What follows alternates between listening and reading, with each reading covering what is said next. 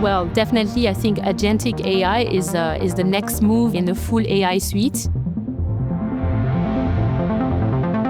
An assistant would give you simple information backwards and forwards. Now take that and put it into a workflow. That's really what the agent's going to do for you. Think about the world we live in, right? What technologies really blossom? Technologies that are consumer-centric, that are simple, that are affordable, those are the ones that blossom. Generative AI for me is one such next leapfrog. The next step forward is to have agents speaking with each other.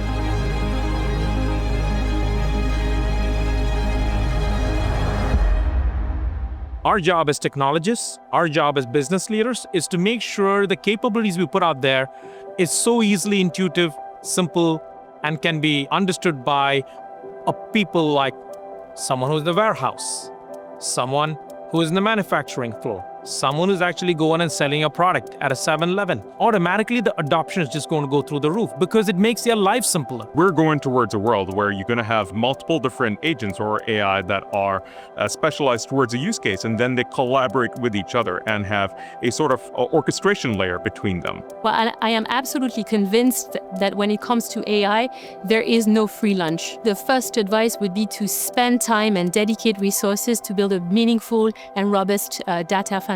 My second advice would be definitely to allow ourselves to fail, because this is the only way to onboard on a winning transformation.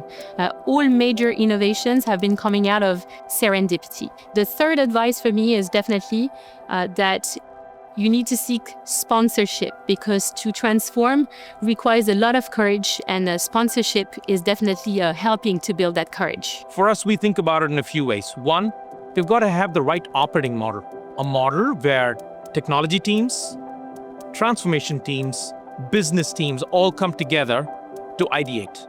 Two is we have to really be focused on a few priorities. Three, you've got to have a very persona-centric approach.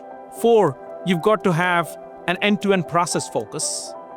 Five, you've got to really focus on ensuring that you've got a very strong digital backbone. The partnership we have with IBM enables us to be able to embed Watson X technology directly within our platform. There is nothing that the customer needs to be able to do to be able to unlock that value other than turn it on.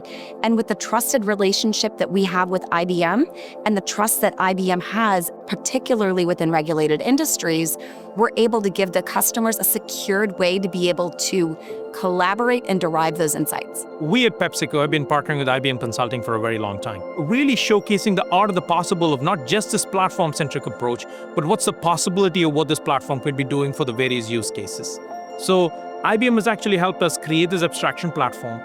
It's because of this abstraction platform, we now have a variety of use cases. One of the use cases is what we call as PepGPT. You can ask company-specific information, whether it's on R&D, whether it's on supply chain, whether it's on overall knowledge management, and it has now enterprise context. As a long-term partner with IBM, what has been absolutely game-changing in this relationship is our ability to exchange on the product, to participate also in the developing of the new features. With the collaboration between Salesforce and IBM, we have customers that are huge users of both our platforms.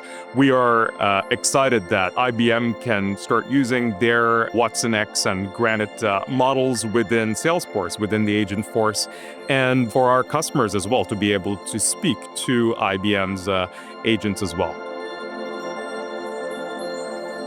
Don't think that transforming is about building tech and algorithm.